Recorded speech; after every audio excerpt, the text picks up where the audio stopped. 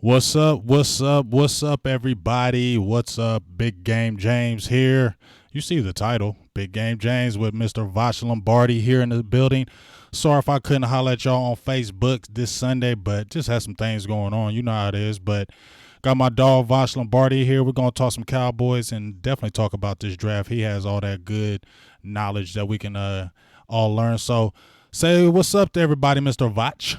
What's good, y'all? It's Voch Lombardi, aka John Wick the Third. You know what I mean? Just in here holding it down with Big Game James. I had to find a little bit of time for him because I'd be fake if I didn't. Thanks for having me, man. I appreciate you, and I'm glad you ain't trying to be fake with me, because then I have to be like, man, for real, Vosh, I thought we was a little better than that, but that's okay. I ain't just a little bit. I appreciate the little bit. I just one thing I don't want to be is the 80%, so I'm gonna always try to stay in 20%. Facts. You feel me? So let's jump on something real quick. The schedule came out. You told me you hadn't really saw it, so I really wrote some stuff down from this schedule. First of all, just by looking at, I'm gonna name who we're playing. Okay, for week 1 we got the Giants, Redskins, Miami, New Orleans, Green Bay, Jets, Philly, New York Giants, Minnesota Vikings, Detroit, New England, Buffalo, Chicago, Rams, Philly, Washington. Looks like a little bit of a daunting schedule. What just your early season prediction? How many wins would you give us? I really think we have a chance to beat the hell out of everybody on the schedule. And that's not really me being a homer. I think the team has been built the right way. And we're going to talk about draft and all that and where I think we can, get a little better or whatnot. But this defense is good to go. Plus we added guys, right? So just think about our roster today. You know what I'm saying? Just the current one we have pre-draft, we could possibly pick somebody else there up. We just go. Like pre all that. Like we ready to run today. Mm-hmm. You know what I'm saying? So I feel good about playing against some of these teams, man. I know a lot of Cowboys fans, we get kind of emotional when it's time to play against some of the bigger names because they're names, but they got to respect us too, like we respect them. Think about last year, like the Saints is one of the better teams, like the Falcons. Mm-hmm. We put work against some good teams last year once we were really set. You know what I mean? So you give our quarterback and our brand new receiver just a little bit of off-season time to get that thing percolating, and we build in other places. I think we good to go. I don't fear the Patriots, really. I don't really fear them. You know what I'm saying? Like Tom Brady's fantastic. I get it, but he can go too. You know what I mean? I feel you. If it's anybody, I probably feel like we could probably take L2. Sure, we can lose to the Patriots. Sure, we can lose to the Saints. I mean, the Vikings are talented, but I also think we could beat the hell out of them in Cowboy fashion. We might beat the Patriots, but lose to the Bills or something goofy like that. You know what I mean? Yeah, I feel you. I mean, honestly, just by looking at our team, the way the makeup and build of it is, I feel you. Like I said, this is a season. I've been saying no excuses, but 2019, as long as we say Dallas stays relatively healthy and injury free, there's no excuses because we have a roster that can beat anybody in the NFL. This is a roster to me, and it's been in a long time where I actually feel like there ain't nobody can really touch us if Dallas Cowboys plays their game. There ain't no team that you can sit there and say, oh, they better than us. No, not if you're looking from top to bottom of the way the roster has been built. The way the roster has been built, top to bottom, we can bang with anybody, and that's a damn good feeling because it hasn't been that feeling in a long time to me. Facts, totally agree. And I kind of got faith in this front office, man. And I feel like, we draft really well. We're not super big players in the free agent market or whatever, but I think Cobb was a solid addition. I think Quinn was a solid addition. And then you take our draft picks. Hey, man, a 4th round pick to us could be a guy that can be a rotational cat. You know what I mean? So I feel good about our guys pre-draft. We got seven or so picks to run with. So I'm excited for that. Yeah, and let me give a shout out to everybody on YouTube. I haven't got to get everybody's names, but shout out to people who have been on here: Muggs Maxwell, Meticulous Cowboy, Stephen Arthur, Mike Lasofa, Zombie Killer, Guitar Slinging, and Zombie Killer. I like you, dog. I like that name. Some of these names on here, I just be loving them. Stevie Mac 23, Frank Lundrum, Dre the Great. He says, shout out to Voch Lombardi the GOAT.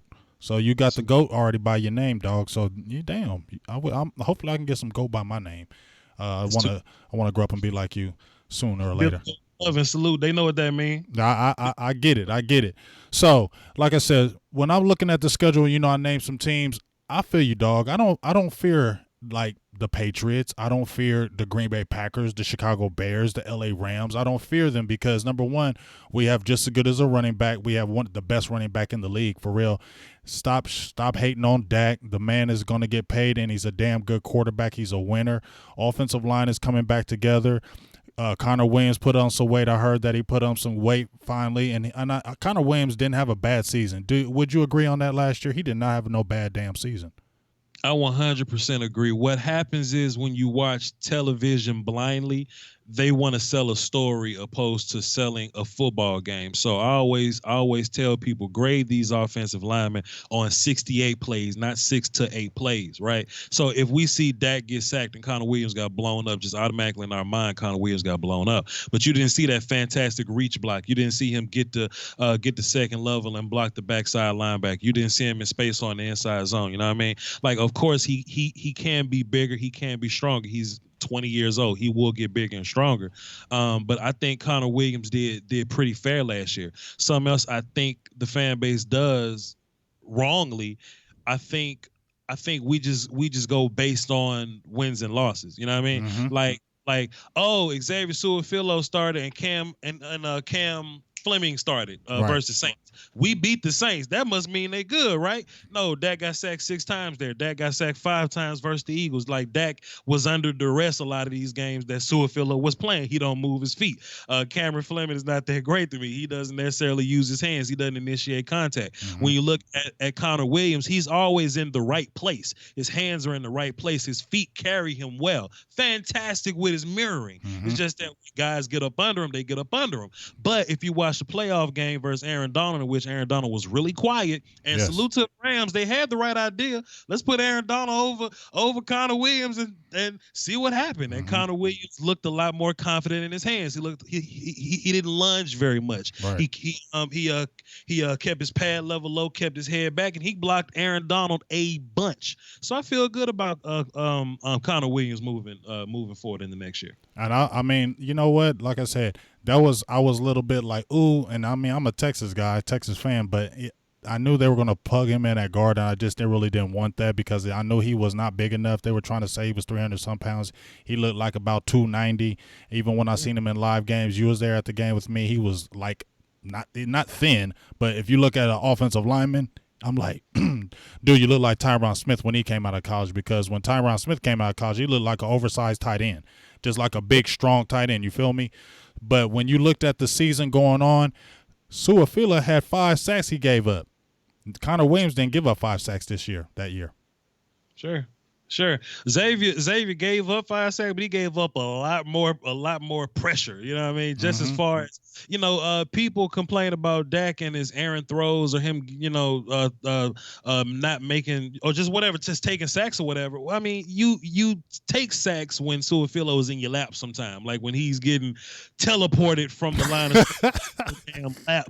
Of course, Dak is gonna make some. Can I tell you what else I don't like about Cowboy fans? What's up? Please tell me, because I don't like a lot.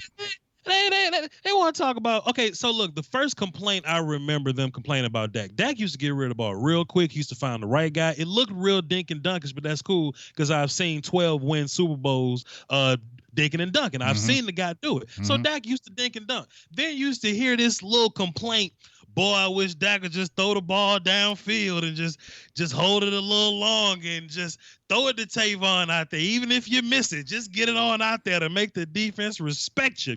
Then Dak holds the ball a little longer.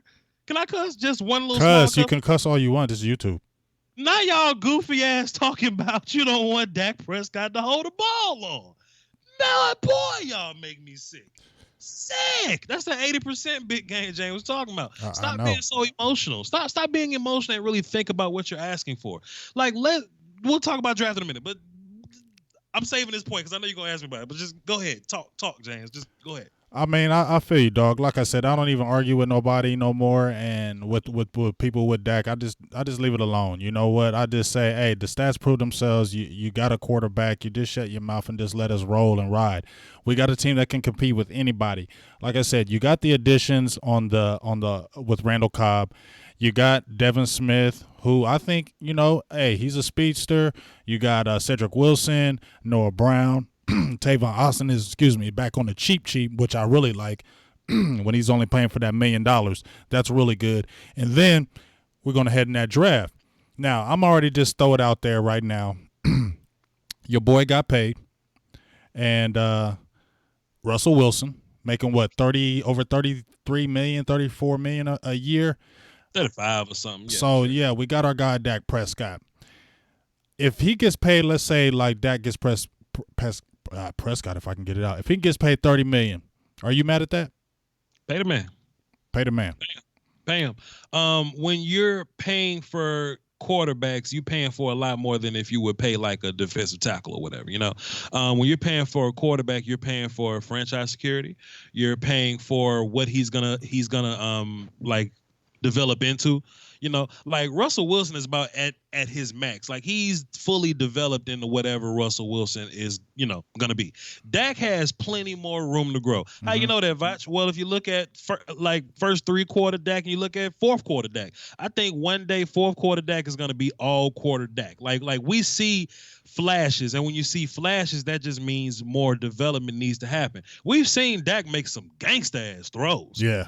Gangsta ass throws. It just comes to a time to where, he has to make them a little more consistently, and that's fine. I have a notion that in this league, quarterbacks really don't get good till they late 20s and 30s. You know what I mean? Like Roethlisberger wasn't that great his first Super Bowl run. He had to develop into that. Aaron Rodgers he was terrible in the Super Bowl. He was terrible. Like Aaron Rodgers back then is not the gangster he is now. Same with Tom Brady. So you can throw those names out, but Dak's what, 23? 23 is 24 years old. And you know what's so funny about it, though, Vosh? I ain't mean to cut you off, though, dog. But you got Aaron Rodgers and Drew Brees who've been playing forever, and people always dogging Dak. But them dudes have been in the league how long? And they've only got 2 Super Bowl victories between them. 2. Sure. So all them throwing 50,000 yards and 5,000 seasons, which I ain't hating on Breeze, but it don't matter if you're throwing 5,000 yards and your record is 7-9, because they had 3 consecutive 7-9 seasons and he was throwing for all them damn yards. So you want to have a dude that's going to throw for 5,000 yards and yet you ain't going to the playoffs. I don't want that. I don't care about my quarterback getting about 38, 35, 100 yards and he's keeping that touchdown to interception ratio down like normal, good completion percentage, and wins games. That's what you want your quarterback to do, and that's what Dak Prescott does. So I think people just need to just shut up. You have to think about what you value, and I'm glad some of these fans ain't working nowhere near the damn front office. Okay. Oh my God, we've been 0-16 every year. If you listen to what a fan describes they want their quarterback to be, they would describe Matt Stafford. You know what I mean? They would, some big arm guy that takes shots downfield, that plays fearlessly, that's willing to risk an interception for a touchdown, that can get you 4,000 yards a season per clip, but at the end of the day, he doesn't get it done. You have to think about, what we value when we think about quarterbacks, right? Like Tom Brady doesn't have a big arm, but why is Tom Brady considered the GOAT? Because he wins. Right. Wins is the only thing that matters. Kirk Cousins almost threw for 5,000 yards 2 years ago, but you know what I'm saying? He got paid for that. And he comes to Minnesota and, now he's not looking so great. You know what I mean? Like Tony Romo, right? Tony Romo was hated as a Cowboy quarterback, right? A lot of people talk shit about Tony Romo, but because he wasn't getting the wins, right? So think about what you value in a quarterback. Dak Prescott doesn't always get it done. It doesn't always look pretty from an arm talent standpoint, but the son bitch wins. Right. He's the second most winning quarterback since 2016. He wins. Aaron Rodgers didn't go to the playoffs last year. Matt Ryan didn't go. Matt Stafford didn't go. Kirk Cousins didn't go. Dak went and beat Russell. Derek Carr didn't go, and these are the top played quarterbacks right now in the game, and none of those guys that you mentioned went to the playoffs last year. so just in case anybody's listening, I know I don't sound like a Cowboy fan because I'm hating on us so much, but I am. I'm 100%. I'm wearing Cowboy paraphernalia right now. I'm 100% a Cowboy fan, but a lot of y'all is ignorant. You're ignorant as hell and you don't know what you want, man. Dak Prescott wins ball games. You can develop them later. If you got you a guy that can win you games and he ain't even fully developed yet, you pay the guy. You pay the guy. And what's going to happen is you're going to pay Dak Prescott $30 million. And in 3 years, Pat Mahomes is going to be making like 39. Right. And it's going to look like a bargain. And a year after that or something, like Baker Mayfield going to be in 40 somewhere, right? And when Baker's at 40, you got Dak at 30. Exactly. And you're still looking good. I mean, just like the same thing with the DeMarcus Lawrence deal. You got DeMarcus getting paid that money, but in a couple of years, it's going to be, he's going to be a bargain. And he's still going to be in some good prime years. So go ahead and just sign him now. Do what you got to do, and let's get on with it. But I do want to ask you this quick question. What do you think? Because I really love the Kitna hire, the John Kitna hire with the Cowboys. What do you think that will do with Dak Prescott? Do you like that hire with John Kitna? Do you think that he's going to help Dak Prescott all the way around?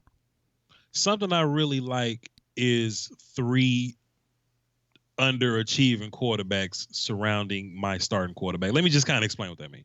And I saw somebody make this statement, and I swear I wanted to cuss them out and say something bad about their mama.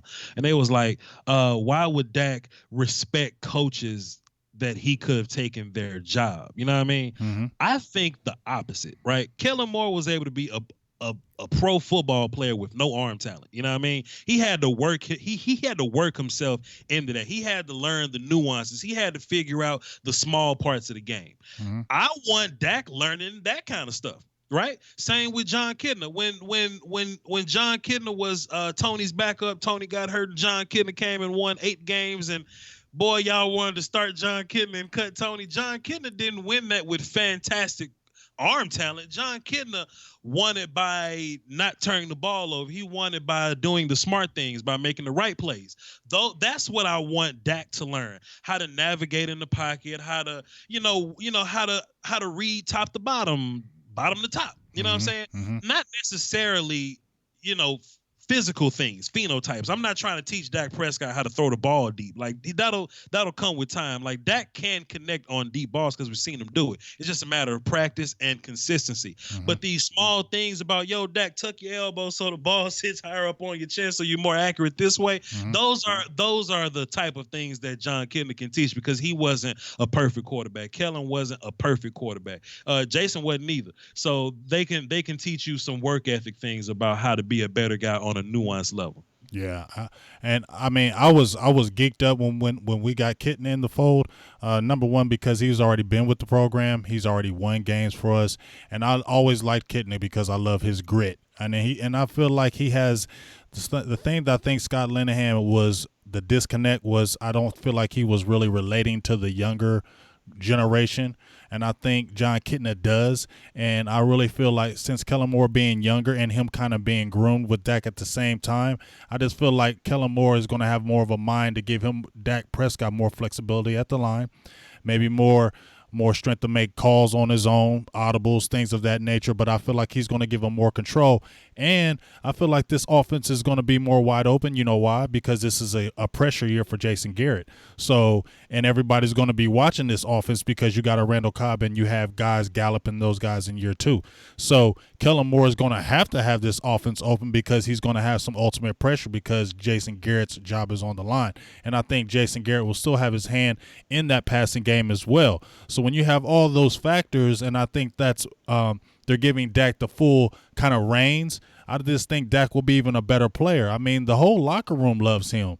I don't know why Cowboys fans be hating, because as long as the locker room love him, it don't matter what damn a Cowboys fans say. If them guys in the locker room, because we was at the game, all I seen was them guys that was on Dak's right behind him. Anytime he was standing up and talking to the team was listening. So everybody who's talking that, well, it's a team game and it ain't just Dak. Well, you know what? We can go back to having the Clint Stoners of the world, and we can go back to having the Ryan Leafs of the world, and we can go back to complaining because we ain't going to win no damn games with them kind of quarterbacks. You feel me? I've seen Matt Ryan fold under pressure. How many times? A billion. man. You know what I'm saying? I've seen Kirk Cousins fold up. I've seen Matt Stafford throw the ball to the other team. Right? It's something about it's something about a guy that just doesn't fold under pressure. Like this is a cowboy friendly show. I'm kind of glad the Eagles got rid of Foles. You know what I mean? Because I've seen Carson Wentz fold the hell up if it get too bad for him. Nick Foles got that same kind of stuff in his veins that Dak got. You know what I mean? To where when it's on the line, you can count on this dude, man. You can. I'll take tough leader, locker room, believe in him, doesn't fold up, doesn't get hurt, clutch guy every time over arm talent dude that Yeah. that that that may or may not be super intangible guy. I'll Well, take that every time. well, you know what? Everybody's been talking about Carson Wentz, but this dude can't stay healthy. So as good as all the glitz and glamour that he was looking like, he can't stay healthy. And what's one of the biggest things that Dak Prescott has? He hasn't missed a damn game. Not one game due to injury. And people forget that damn Washington game when he got smacked. I promise you, I thought he was out with that concussion. I promise you, I thought he was out with the game, wasn't coming back in. And people forget how much he banged back in that game and almost came back and brought us back. So just lay off, my guy. The dude is a leader and he's a warrior, and he's somebody who he's going to get even better. He's not a guy that I feel like is going to regress. He's just going to continue to get better, and I think this might be a magical type year. I'm excited about this season because of what this defense. Tell me a little bit about this defense because we're going to jump into this draft talk right quick. But tell me about this defense, dog. Like, I'm a defensive guy, but man, if everybody is healthy, does this defense look ferocious? I feel pretty good about every single body on our defense, even Jeff Heath. You know what I mean? There you go. There's a lot of people that want to kick him off a bridge, but I think it's hard to find a box safety that can cover and play range as well. You know what I mean? And I will come out with a damn film session proving to you how good Jeff Heath is. I'm You built need like to. I'm built that way. Okay, bring it out because a lot of people bring it out from me because I'm still a Jeff Heath. I ain't a hater. I'm not a hater of Jeff Heath. But come on, dog. I'm not a hater of Jeff Heath. But come on, Voch. You don't think we don't need to upgrade? I think we can 100% upgrade Jeff Heath, but I'm not just running to take anybody to upgrade Jeff Heath. Like George Iloka doesn't take Jeff Heath's spot. No, he doesn't. No, he doesn't. He doesn't. He doesn't. So if we're gonna upgrade Jeff Heath, I at least want to upgrade him with someone that can do all the things that he can do, plus just a little bit better. But I feel good about every single level of our defense because hey, let's be fair, Jeff Heath was on the top 5 defense last year. He was there. Like it's not like he brought us down or something. You know what I mean? He had a career year too. Sure, 100%. So if you look at our D line, I feel pretty good about our D line. We should probably add a little bit of depth at one tech, but like I said earlier, if we had the lineup and play today, cool. We signed D Law. I'm fine with that. I know some people didn't want to sign, but I think it's hard to find pass rushers, and it's especially hard to find somebody that can get pressure from the left defensive end spot, the strong spot. Exactly. You know what I mean? And then you add Robert Quinn, who hasn't been as fantastic as he once was, but I think Robert Quinn gets better as his comrades are better. Like when Robert Quinn had, Brockers was over there, and he just had a whole D line full of gangsters. Because there was this time where the Rams spent all their first round picks on D line. You know what I mean? And when Brockers was surrounded by those guys, he was a 19 sack guy, 15, 12 sack guy. He goes to Miami. I mean, Wake is there, but I mean, give me a little more to. That's an older Cameron Wake. That's not a young Cameron Wake. Right. Give them some more help to work with. Plus, they're going to be changing that whole scheme, and they tried to stand him up, and that ain't Robert Quinn's game. Put his hand in the dirt, let him run. So I think if you put him on this D line, which I think those guys are fantastic, and DeMarcus Lawrence is gonna demand some attention. He's got to demand some attention. You giving Robert Quinn one-on-one blocks all day, some of your guys gonna be dead as fried chicken. So, and linebackers, we ain't even got to talk about them. So I feel pretty fantastic about all our guys too, about everybody on defense. All right, so we're gonna, since you feeling so good about it, I just want to ask you about the 2 free agent signings. What do you think about Kerry Hyder? Do you think he can play some of that 0 tech or play play the 1 tech? Because he played it a little bit at Detroit. I think he was a plug guy. He played a lot of left defensive end, but he has that thickness though. Between him and Covington, do you think they can make a difference in that middle and help up Woods and Daniel Ross? in our scheme, Kerry Hyder's probably going to be a three tech. You know what I Okay. mean? Like just as far as his length, him being able to move, how he pass rushes. Like he's not a super he's not a super athletic technical pass rusher. Mm-hmm. He's a power rusher. You know what I'm saying? He Mm-hmm. he he uses his length and get guys off of him. And if he can properly get somebody off of him with his length, then you'll see him magic his way into a sack or something like that. I'm not putting him in a gap. That's some of the dumb stuff that the Lions did. I'm not making him play any kind of nose. That's what they did. He Mm-hmm. played defensive end over Mm-hmm. there. That's Mm-hmm. what they did. I don't want him punching or reading anybody. I don't want him responsible for a contain. I don't want him dropping anywhere. He's not a very high IQ player. I want him in B gap going forward. And as far as Christian Covington goes, not to be confused with Chris Covington, our Mm-hmm. draft pick From last year, Indiana. Indiana. Christian Covington with the Texans. He's a solid placeholder until I think we can draft and find somebody that can compete with him. Can he make the team? Sure, possibly. He's not here to take Antoine Wood's job. I think he's there to be a better Karan Reed. You know what I mean? And I think he can be that. Karan was kind of light, but he was a super effort guy. Mm-hmm. What you get from Covington is you get that same effort, but you get a little more bulk. But he can move as well. I'm not a fan of these trash can full of dirt tackles that can't move at all because there's so many ways to scheme those guys out of the game. You know what I mean? Mm-hmm. You want something that's able to get upfield. We run a lot of stunts. We do a lot of pass rushing. We chase a lot of running backs. You need your one techs to be able to move, and I think Christian Covington does that. Well, hey, like you said, I'm excited about this defensive line. If it stays healthy, it's going to be a real coup. What the Cowboys are going to do. Now, with that being said, we're going to head right to the draft. It's getting ready to come up. I know you got some draft shows. Before we drop it, I'm going to name drop some players, and you tell me what you kind of think about them. Tell them what you're going to be doing for that draft so they kind of have a heads up so they can watch you as well, Voch.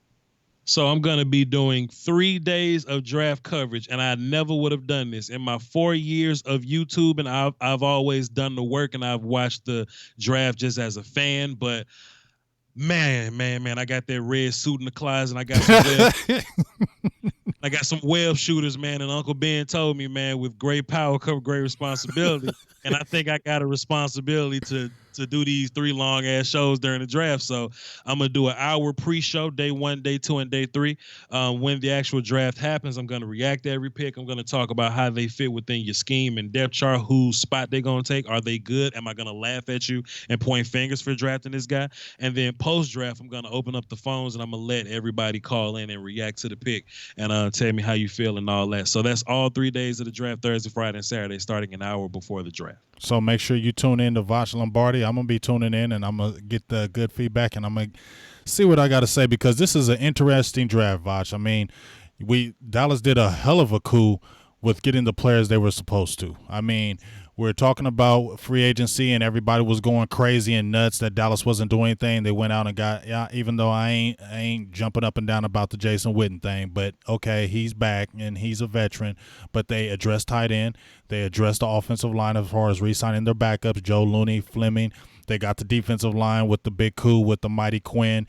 You also got Randall Cobb to help solidify the receiving core. You got George Ielka to help with the safety position. So they covered their bases like they're supposed to. So now you go into a draft where it's like a luxury draft.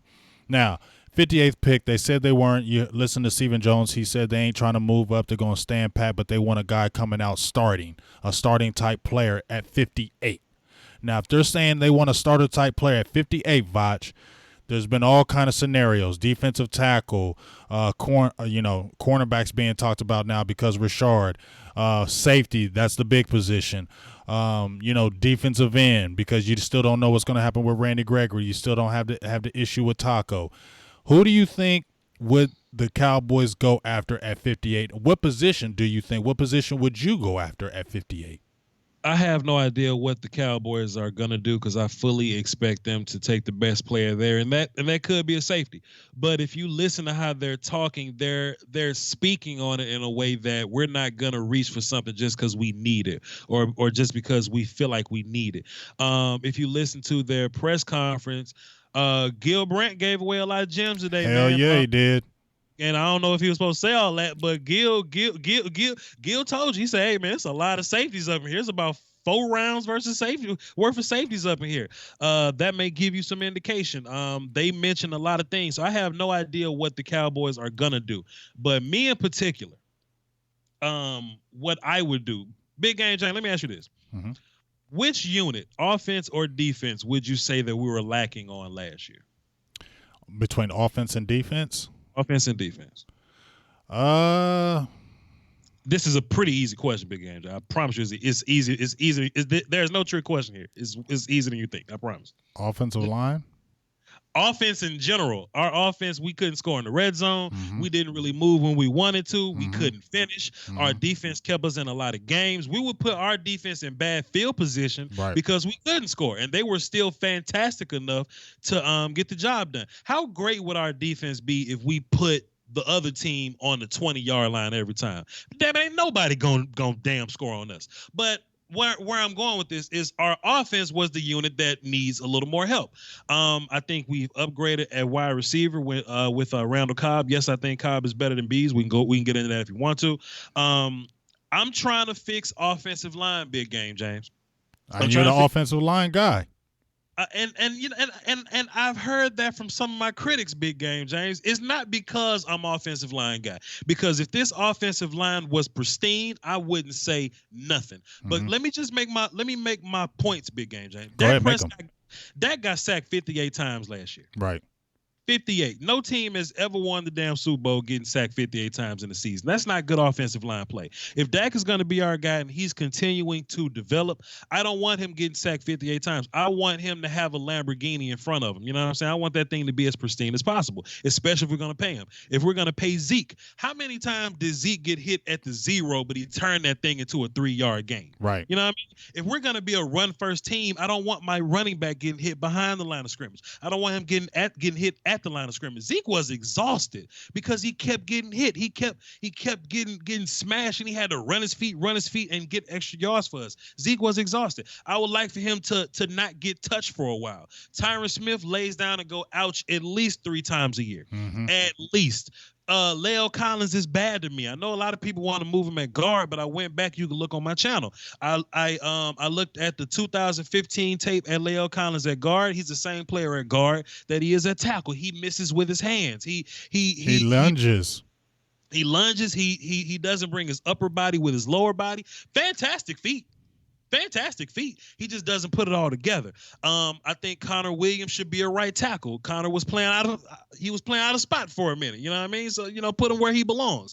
And Travis Frederick, yes, he's coming back, but just as fast as he was gone, hell, shit, he can be gone again. You know what I'm saying? Mm-hmm. And coming back. And I was talking about our backup, Suafilo, Cameron Fleming. They're not great to me. I think they're solid, but they're not fantastic to me. Joe Looney is a solid player. He's not good. He's a solid player. And Dominican Sue picked him up, put him to the side, and walked right past him Mm-hmm. on that damn 3rd and 1, 4th and 1. Mm-hmm. I think we have been exposed at offensive line, but I think people are afraid to draft offensive line until you scraping your quarterback off the grass or you giving up 5 sacks, 6 sacks to Adrian Claiborne or whatever. You know what I mean? Mm-hmm. I think if you fix this offensive line, we can finally score in the red zone. We'll be more efficient as an offense. Dak will get more time to throw. Dak may actually run a little bit more because he actually got lanes to do it and people not just ending up in his lap. Zeke will be a better runner. You know what I'm saying? Like, we can be better as an offense. We can score more points, put our defense on a 20 because we can actually kick touchbacks at that point, and we'll be better as a whole. If you look at why our 2016 defense was great, because they were only on the field for like 7 or 8 series or whatever. Our defense so great this year, we would be on the field for 10 series, 11 series, and we were still fantastic. Big game, James. Mm-hmm. Let's get that number down. Let's get back to controlling the clock. You want to know why we couldn't control the clock last year? Because goddamn 3 and outs, because we couldn't score, because we couldn't move the ball. Let's get back to ball control. Let's build that offensive line and make it pristine again. People always talking about let's draft a safety, but I always bring this scenario up in People True Color Show. I tell people, I say, look, if I can get you the 2016 offensive line, could you live with Jeff Heath one more year? And they say, hell yeah, give me that offensive line. But they don't want to put the work in to get the offensive line. They want the sexy pick. Our sexy pick this year is Amari Cooper. That's our sexy pick. That's the best first round pick in this damn draft, and we got him. Let's build the dirty work. Let's get the O line and D line straight to let everybody else live better. Okay. I'm Now, saying yeah, I'm feeling you, but will they? I mean, I got this little screen on here they showing the might. top 30 visits, but that they have been sneakily visiting, having some offensive linemen visit, but they haven't really been talking about it. Now, you kind of tell me. Do you think they will address it in the draft? We got 7 rounds. We got a compensatory pick, but we don't have a sixth or fifth. One of those that we don't have.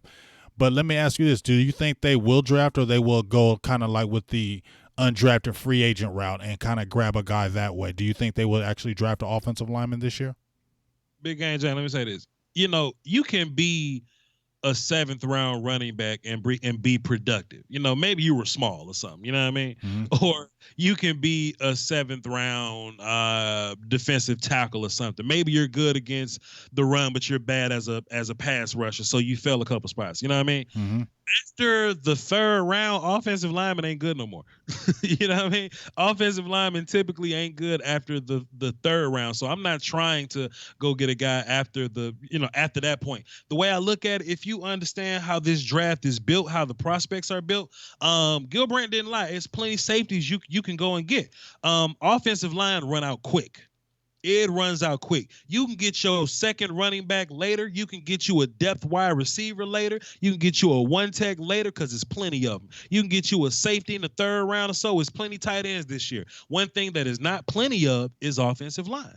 And I think you kind of heard them alluded to it this the press conference or whatever. I heard somebody say, "Hey man, we may be looking at centers." I heard Jason Garrett go, "Hey man, we don't want to reach for a guy. The best guy. I mean, think about Zach Martin. He came in offensive line. Da da da." They said the word offensive line at least 3 times a day, and I just started screaming and happy dancing and just throwing shit up in the air. I was excited, big game, James. You know what I'm saying? So Mm-hmm. I don't think they wouldn't draft an offensive line. We use 30 visits, sure, but that's for a lot of first round picks. Second round picks, we just kind of take the best guy, and if they happen to be a 30 visit, then so be it. I think if a nasty offensive line, if a nasty offensive lineman is there in the second, maybe third round, sure, I think we'll take him. Well, what we're gonna see, I'm gonna ask you a couple names who you kind of think of an offensive lineman, because I really haven't touched offensive linemen this year. Don't really know who's really the really good ones out there, or who could really slide to Dallas. I'm gonna ask you that question: what kind of offensive lineman you think Dallas should go after? But shout outs to everybody who's basically been paying attention to the show. I got Dre the Great. He said put you at O-line, Voch, and then we're gonna be good. So plug you in. You still young. Get you out there on the offensive line, and then maybe we can do something even better. So that's what Dre the Great says for you. So make Dre sure. The great fake, because he be going on these other channels. He be going on these other channels disagreeing with me when he think I ain't looking. Hey, Big Game J, look, man, I be in the chat box not talking. You know what I'm saying? Sitting back, laid back, cool. I see Dre the Great talking about, yeah, man, Vice wrong. Get that big trash can full of dirt, one check. But then I show up. Dre the Great go, hell yeah, let's get that offensive lineman at 58. Dre fake, man. See, caught there. Dre gave you LLMAO. You know what that means. So, But as far as names go, just a few names. I really like Elgin Jenkins from Mississippi State. Now, assuming Connor Williams is going to be my right tackle, because in my brain, this is how I'm working it. If Connor Williams is my right tackle, I want Elgin Jenkins from Mississippi State. He's a guy that can play guard and center, just in case something happened to Travis or whatever. Mm-hmm. If he's gone, there's a guy from Alabama named Ross Pearsonbacher. I really like him. I gained a lot of respect for him when I saw him get into a lot of fights with Jeffrey Simmons from Mississippi State. Jeffrey Simmons, when he wasn't healthy, tore his ACL or whatever, but when he was healthy, I think he could be like a top 10 pick in this draft, like a top 3 tech in this draft. And Ross Pearsonbacher has some pretty damn good fights with him. I think he's another guy that can go left guard and center. Chris Lindstrom may not be there, but if he's there, he's absolutely one of my guys. It's plenty ways that we could go. Eric McCoy from Texas A&M, he's a guy that can play guard and center as well. So those are some of the guys that I would go for to play guard and center for me. If I can't get them, I don't want them. Yeah, make sure you replay this show and go around this time so you can get those names again if you want to look those names up. Now, I honestly, the way this draft is and the way we've kind of backed up the positions, it wouldn't be bad to take an offensive lineman in the third round. It's not going to kill you. It's not going to hurt the team if you do something like that. But let me ask you, you like offensive linemen? Let's say they grab one in the third. If you had that second round pick and a safety is available, I got some names up here that have visited. You see Jonathan Abram, Chauncey Gardner, who you keep on mentioning he just should play slot corner because he was devastating. Will Harris. Will Harris is a name that's coming up to me from Boston College who I think might slip to Dallas because they may not draft a safety early. But if you had these guys like Taylor Rapp, Jonathan Abram, Gardner, Thornhill from Virginia, these are the names that have been coming up prevalent as a safety position. Which one of those guys sticks out to you the best, or which one do you think would be the best fit at the safety position for the Cowboys? Jonathan would be a first round pick. I don't necessarily think he fits us because I don't think he can cover that well in space. But he's a fantastic tackler, hitter, box player, leader, tone setter guy. Chauncey Gardner Johnson, who's labeled as a safety, I think he's a full-time nickel guy. I wouldn't even. He's nasty. He's nasty in the nickel. He's a full-time nickel guy, plus he can hit. So yes. if I'm a defensive coordinator, I wouldn't put him at strong safety. I would get a strong safety that can hit and pair him with my nickel corner that can hit. And now you got two extra guys in your box that can hit. So now you can play coverage and play run. So he's kind of like a secret weapon that a lot of these DCs would like. But he's like a third round guy. Will Harris is maybe like a fourth round guy. Taylor Rapp, if he's there, I know he's didn't have the great 40 time. 4.740, but if you look at him, he doesn't win by being faster than everybody. He wins by being there first. He's an IQ guy. Plus, he can knock the hell out of you. You know what I'm saying? So I'm not really worried about Rapp's 40 time. I'm not really thinking about it. But Juan Thornhill is maybe a guy. I see a lot of people talking about Thornhill, but he's another strong safety. But he does have some free safety tendencies. He can play with some range. I wouldn't let him play super free safety range though. Like cover one, middle of the field, sideline to sideline range. I wouldn't let him do that. But if it's like a cover 3 and he's only responsible for the brackets, if he's if it's cover 2 and he's only responsible for half of the field, that's when Thornhill's really good. He's not afraid to tackle in the run, but sometimes he can tackle the bottom half of a guy. I kind of want you to wrap up and go through somebody, not just grab him by the legs, but that can be fixed with coaching or whatever. Somebody I really like, because I thought about this a lot, Big Game James. I ain't just build this offensive line thing overnight. I lose sleep over this. If we get an offensive lineman at 58, have you seen Darnell Savage yet from Maryland? Yes, I have. I call him Little Missile. I love me some Darnell Savage. High IQ player, great in zone coverage. He sees it before he hits it, and he hits it. That little something knocks and I ain't trying to cuss on your show. No, you good. Cuss all you want. Motherfucker. But if we go offensive line at 58, man, get me Darnell Savage at 90 and I won't lose no sleep. If he's not there, I'm good with a guy like Will Harris from Boston College. Sure. Hooker from Iowa. Armani Hooker from he's another player that I think can play. But I think a lot of people aren't mentioning these names simply because they're not watching film on them. And they're not talking about them. If they're not talking about these other special guys, the quote unquote TV and the commentators talking about, nobody takes the time to even go look. So if they were to draft like a Will Harris, they would be like, "Oh, that's a terrible draft pick by the Cowboys." But if you really did tape, he's not a bad safety. He fits us well. Plus, I mean, even if you want to go free safety, right? Like there's a guy from Fresno State, Mike Bell. He's not really getting a lot of talk like that, but he's a free safety that can play with some range that will come up and tackle. If you put him at free, then Xavier Woods can go play strong. That's the good thing about it. We can go either safety because Xavier Woods and Jeff Heath can play either safety, and you kind of want your guy that you draft to be able to do that as well. So I feel pretty good about either one of these guys. I would rather get an offensive lineman first, but if we get Thornhill at 58, I'm fine with that. I'm fine with that too. Now, I didn't mention a position that would be a surprise, but would you be mad if the Cowboys took a cornerback at 58? Because honestly, they got the kid Isaiah Johnson, who they've been looking at, Joe Juwan, Williams from Vanderbilt has been coming up. The kid from Kentucky, late round draft pick. But would you be mad if the Cowboys jumped at corner at 58? Would that be a bad pick to you because the impending situation with Byron Jones? If you look at the contracts from the cornerback position, Cheeto and them are going to be coming up soon. Okay, and they don't really have a lot of depth along the cornerback position. Would that be a bad spot at 58 to pick, or would that be a reach to you? I'd be mad as hell because if that's the argument, then let's go back to offensive line. Lael Collins making $10 million in his contract up next year. We ain't got no depth there. Let's get an offensive line. But cornerback, I'm not gonna be mad if we draft cornerback, but I wouldn't want to draft them second, third, or fourth round. Isaiah Johnson's probably gonna be like a late third round guy, early fourth round guy. Mm-hmm. Only reason he's falling is because he doesn't turn very well. Like Jowan Johnson, Lonnie Johnson from Kentucky, and is everybody last name Johnson? I mean, there's a lot of them up in here for real. Yeah, and Isaiah Johnson, sure. So if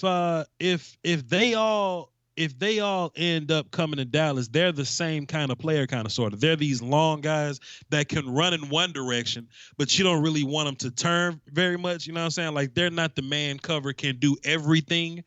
Cheeto can do. Like Cheeto can play. He can play flats. He can play deep third. He can man cover. They can't do all that. But if you only ask them to play in cover 3 scenarios, then they'll be fine. But they're probably like third round picks, fourth round picks. So if we picked any of those guys at 58, I'd be pretty pissed off. But if we get them like in the fourth or something, I feel better about it. Okay, so more of a later round pick for the cornerback position. Sure. All right. So defensive tackle. What's some guys' names that really stand out to you at the defense? If Dallas were to go with a plugger, I mean, they still talking about, you said that they still need some depth along that line, putting a plugger in. Who's a guy that would be that kind of stands out to you? Because they've had Kaminsky. I talked to you about Kaminsky. You said he was whack. Did you say he was whack? I'm not a fan of him at all, man. Not a fan of him because of what? The competition or what? No. It's simply because he's a traits guy, but he doesn't know how to play defensive line. You know what I mean? So if he gets drafted, he will get drafted because, oh, you're big, oh, you're long. But he doesn't know how to use his hands. He doesn't know how to get off blocks. He doesn't know how to do D-line stuff. He would have to be taught. But if he gets drafted, it's because he's big as hell and long as hell. Anthony Nelson is solid, but I kind of lost a little faith in him in the Senior Bowl, and it's a lot of the same deal. First of all, where do you play him? He can play 3-tech. He can play left defensive end. I think his better spot on this team, it'll probably be left end because of his length. You know what I'm saying? Like he's a lengthy guy, but he is athletic enough to get upfield. If we take him at 58, I'd be pissed off. He's more of a third round guy to me. All right, so let me ask you, Tristan Hill, who's been the guy that people have been talking about. Rob Marinelli worked him out from UCF. What do you think about Tristan Hill? I'm a big fan of him. I have a film session on him. He's not on my channel. It's on. I know. I showed it. Okay, cool. Mm-hmm. So he was played a little bit everywhere on that D line in UCF, but I think he's a pure 3-tech. And based on what Rod wants guys to do at 3-tech is just get upfield and bust ass and not worry about it. Mm-hmm. That's what Tristan Hill does very well. He's a chaos player. You know, he could use a little bit of control, but he gets upfield and he busts his ass. All you got to do is say, "Yo, Tristan, keep your eyes up and find the running back when you do this," and he'll go cool. And he'll be fine. Like he's not a fantastic hand guy. He's not like a super technical dude, but he is athletic enough. He's like a slasher up in there. So if we get him, I'll be fine. I don't want him where guys have him mocked at, like at 90. I wouldn't take him at 90. I want him in the fourth round or so. Okay. Gerald Willis. I'm a big fan of Gerald Will. I got a film session on him too. He got the nasty. Have you seen that video I've done? Because apparently you watch all my videos and don't tell me nothing. I don't need to tell you nothing. Just know I'm watching. That's all that matters. Gerald Willis got the nastiest swim move in this draft. But doesn't that hurt him? I seen him with that swim move. It's devastating. But people get underneath him and push him out the way and move him out the play. Is that? That's fair. That's fair. Gerald has a lot to learn, sure, but you're not bringing Gerald in to take Tyrone Crawford's job. He's not He's not built that way. He's probably going to come in and do some rotational work, do some pass rush work. So Gerald Willis as a pass rusher year one, let him get upfield, bust ass, pull that nasty ass swim move, string his moves together. Cool, I'm with that. Versus the run, Gerald Willis probably gives me a little bit of problems there, but Papa Rod Marinelli can fix anybody. Right. So I'm a big fan of Gerald Willis. He's probably one of your third round guys. And the way they've been talking, the way Ron Marinelli's been working those two guys out, Hill and Willis, if they were a fall, we're grabbing them. I know that for a fact. Dallas is going to grab one of those two guys. If they're available, and I wouldn't be mad because it's been a long time since the Cowboys had a nasty D lineman from the U. Been since Russell, Maryland, so that would be nice to see. And you know Malik Collins' contract this is his contract year. You don't know what's going to be happening with Malik Collins, so that would be a good coup as somebody that you can bring right in if he walks. Sure, that'd be a great way. Now, I was asking about this guy. He's a tricky guy that people been evaluating because he had the bad pro day. People been talking about it. I said some things about it. Jalen Ferguson. This is a guy that's been, people had him high, people had him low, people like, oh, that'd be a devastating pick. Don't pick him now high because he had a terrible pro day. But if you look at his college production, he's one of the all-time sack leaders in college. What is this kid really? Would Dallas be wrong to scoop him at a 58? He's clearly talented because he has the most sacks in damn college football history. You know what I'm saying? Clearly he's talented somewhere. What I think it is when I'm watching film on him, right? I think he might be I don't love football guy. You know what I'm saying? Lord. And I'm very wary of I don't love football guy. David Irvin, look, I didn't like him at first. I didn't like I don't love football guy at first, but David Irvin gave me a new meaning for I don't like football guy. Mm-hmm. You know what I'm saying? Mm-hmm. David Irvin looked us in the face and said, Jason Garrett mad at me because I didn't put forth 100% and I didn't work as hard as I should have. Motherfucker, what? Exactly. You're going to say all that and then you're going to say it's color? Come on, dog. And what makes me say that about Jalen Ferguson is that if you just watch film on him, right? Like he's a momentum manipulating pass rusher. You know what I'm saying? Like he knows how to get upfield, and right when you get upfield with him, he'll hit you with a power move, a little shot to your kidney, get you out of there.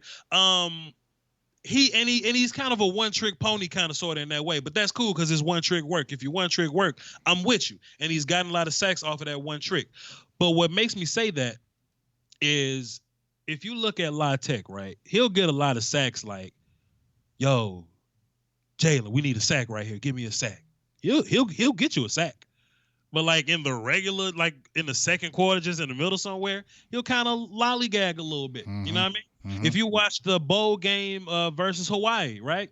Yo, Jalen Ferguson, you can break the sack record. He was kicking the shit out of them Hawaii children. Mm-hmm. They were making him pineapple teriyaki burgers. He was destroying them kids. Right. Big Kahuna burger. Right. But after he got the sack record, we kind of ain't see nothing from him. You know what I'm saying? Mm-hmm. He's not really going to do very much against the run. He disappears in the run sometimes. Maybe he, you know what I'm saying? So I don't want to be able to count on that guy. Papa Rod Marinelli likes somebody that's going to go 110% every single play. Even if you less talented, go 100% every single play. And I've seen Jalen Ferguson, who's talented, who can pass rush, who has the most sacks in college football history. I've seen him lollygag a bit too much. I don't think he loves football. Well, I don't want that nowhere near anything because I already know. I've seen too many kids that don't love football. They quit. They always do. They never I don't care how much money they make. They just quit. They just don't want to do it any longer because they don't feel like they have to. So, yeah, I definitely needed an eval on him because I was like, man, this Jalen Ferguson kid, he looks good, but I'm leery about some things. But now I heard that from your opinion that he might be I don't love football guy. I don't want that near the building because that's just going to be a problem later on. They're going to quit.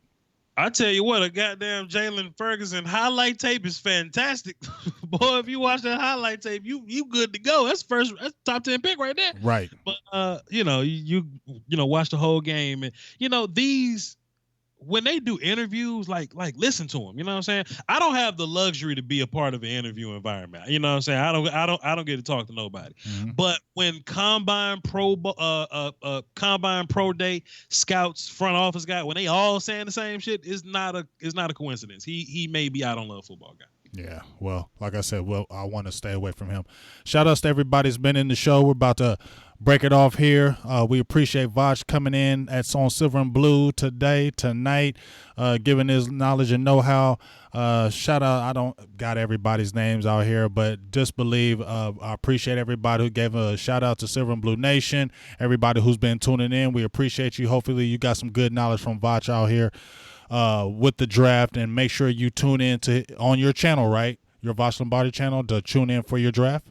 Yes, sir. On my channel, VochLombardi. Shouts out to Nene. She's fantastic, by the way. Go ahead. Yes, and I love Nene. She's been hella commenting on here, so make sure you like and subscribe as well, Nene. I don't know if this has been your first time with us, but I've been seeing you comment on here, so I definitely appreciate the love that you've been showing. Give us some love too over here at Silver and Blue, and be a subscriber as well. Now, I'm going to ask you one last thing about one person. Let me get him here. Where is he at? Mr. Stephen Jones. Sure.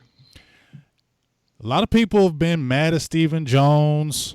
Oh man, Stephen Jones ain't Jack, man, blah, blah, blah. He's so damn cheap. He don't do this. He don't do that. But you know what? Stephen Jones is looking like a boy. That boy is looking – he's looking like a mastermind right now. Tell me, are we in good hands with Stephen Jones from here on out? I tell you what, man. Give me Steve and give me Will, and we can go beat Thanos today, man. We can go whoop that boy today. Let me tell you something, man. Jerry Jones ain't nothing but a mascot right now, man. Jerry Jones, he's the face of the franchise. He's the, you know what I'm saying? He's the superstar. He's gonna sit at the press conferences. He's gonna shake hands and kiss babies. But this is Steven and Will's team now, and I love it. It's fantastic.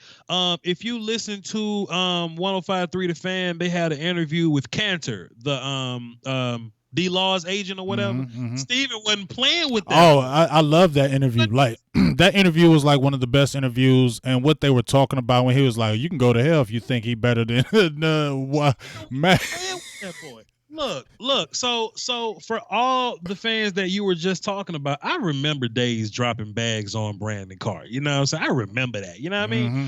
I knew we were in good hands when Steve said, "Yo, fam, like, we not signing DeMarco Murray, man. we not signing DeMarco Murray. He's older. He's not as good as he once was. He's a product of this offensive line. I bet you we can find somebody that can give us just as much, or, you know, right around that same level of production." And DeMarco Murray really ain't been right since. Like, I think we're in fantastic hands, man. I remember those days dropping big bags on old players, on 30-year-olds. You know what I'm saying? I remember those days. Stephen Jones will look you in the face and say, "Man, look, D-Law is not Aaron Donald. He's not Von Miller. He is not Khalil Mack. We'll pay you right up under that. I'm not paying him 25. You want 20? I'll give you 20. I'll give you 20. You're not getting 25. Kiss my ass, goddammit." And I think you need that. Like, Jerry used to fold if he liked you. Mm-hmm. You know what I'm saying? If he liked you, he would fold up. Steven is not going to fold. He cares nothing about the relationship that you think you have with him. He puts the business first. He puts the team first. And I think that's fantastic, bro. You gotta have that. You gotta have somebody that's willing to yin your yang. You know what I'm saying? And if Jerry Jones wants to go make the big flashy pick, Steven's gonna say, you know what I'm saying? So think about the Amari Cooper pick, right? I'm sure Jerry wanted to go get it just off the strength of it being Amari Cooper. Mm-hmm. But if you listen to Steve and how he explained, he was like, "Boy, it took some explaining for us to pull the trigger on that. Boy, it took a long talk. Somebody had to give me some numbers and parameters, and it worked out." But Steve at least wants to go by logic. Steve wants to sit back and go, well, let's think about this first. Think about the cap. Who can we pay this guy in a few years? How much is he going to impact the team? Okay, you got me. Let's make the move now. And I think as long as he's in charge of the money, and if Will is in charge of players, man, we good to go, fam. I feel you, dog. Like I said, this has been an exciting time. I've been frustrated with Jerry. Not really. I mean, the overspending, but I've said it before. I just feel like, man, you don't go from winning Super Bowls in the '90s and then go like a 23-year drought and then all of a sudden win a Super Bowl again.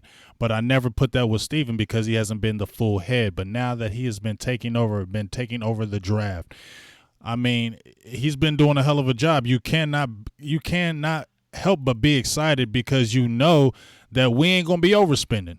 They ain't gonna do that no more. They're not overspending for no. Just don't even jump out there and worry about no big time free agents because Dallas ain't gonna do that. Stephen Jones don't work by that, and I like the concept. I mean, he said it. We're gonna build through the draft. We're gonna take care of our own, and we're gonna have low cost free agents that's gonna help the team. And look what it's done. You have one of the youngest rosters in the league right now. You have one of the youngest rosters in the playoffs. You have good free agents who you just signed this year for a good dollar amount. Great contracts that were signed. Great contracts that Robert Quinn was a damn steal because they were trying to come at a fourth round and he ended up negotiating a 2026 who can really come back to us if he only plays a year with us. I mean, that's some damn good negotiating. And then even with DeMarcus Lawrence, because DeMarcus Lawrence, when we were talking about that, DeMarcus Lawrence wanted to stay here. He was telling Cantor, like, hey, man, shut the hell up and just sign that damn deal. You know what I'm saying? And Cantor was trying to get that juice. But Stephen Jones was like, I ain't really feeling that. I ain't going by that. You know what I'm saying? I don't care what y'all talking about. D-Law ain't that guy. But it was Stephen Jones who came at the last minute like, look, let's make this happen. And that's what you get excited about, that even though Stephen Jones is smart on that money, he does realize that, you know what? He did realize we need to keep D-Law in the fold because not just of what he brought to the table on the field, but I really think that locker room leadership, just everything about D-Law, I think the defense would have took a step back. And I think he realized that, and I think that's when he stepped in and said, let's make this happen. And, hey, I got nothing but love for Stephen Jones and keep on doing what you're doing. But what I do worry about, though, Voch, can somebody peel McClay from us? Do you think that can happen in the very near future?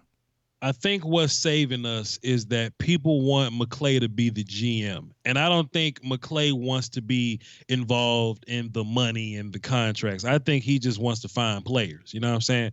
So what I need Jerry to do is I need him to pay Will as if he's a GM. Mm-hmm. I want Jerry to give Will some power. I want Will to have as much say as he wants. I want Will's kids to be set for life. Mm-hmm. And if Will don't want to deal with contracts, cool. We'll just let Steve and the lawyers deal with that. But as far as picking players, Will know how to do it. Will know how to do it. Yeah, I don't want to lose McClay. He did those. They just make a great team the way it's folded, and you just can see that Dallas will stay competitive, and that's the biggest thing. We want to stay competitive every single season, and I think that's what the Cowboys are leaning to, and I think that's what Stephen Jones has us right now, where every year we're competing, and we should compete. I mean, there hasn't been a back-to-back NFC East champion in a very long time, but with our roster, there's no reason why we shouldn't be repeat champions of the NFC East. And there should be no reason why they're competing for a championship every year with this roster because, as we said in the beginning of the show, it can bang with anybody. I tell you what, big game, Jane, you don't like excuses, man, but if Tony don't get hurt and if Zeke don't get messed over by the league, we probably be 4 in a row. Damn playoff team, 4 in a row winners of the East, man. Like, I sincerely feel that. I think we're gonna bust ass this year, man. I'm not afraid of the Giants. I don't fear the Redskins. The Eagles look like a mess. Yeah. You know what I'm saying? I think they adding guys just for the sake of saying that they adding guys. They just adding because they see us making moves and they want to try to add somebody just like us. There's no real cohesion there. And hell, the Eagles. Carson Wentz technically hasn't beat Dak Prescott when Dak has started and played the whole game. The only time Carson has beat the Cowboys in Dak's era is when we were in the playoffs and Dak played one quarter, Dak sat down, and Carson Wentz beat Mark Sanchez. But Carson ain't beat Dak in a full game yet. That means something to me. That means a lot to me. Yeah, and when you really look at it, a lot of that team was following Nick Foles, and I hear a lot of rumblings and grumblings about Carson Wentz, how he's kind of aloof, and that he he kind of thinks he's all that and kind of has a disconnect with the team. So please keep on having that disconnect so y'all can keep on messing up and we can keep on winning this division. But I think it's going to be a really good year. I said, off the muscle 10 wins, but this could be a 12, 13 win season like it was in 2016.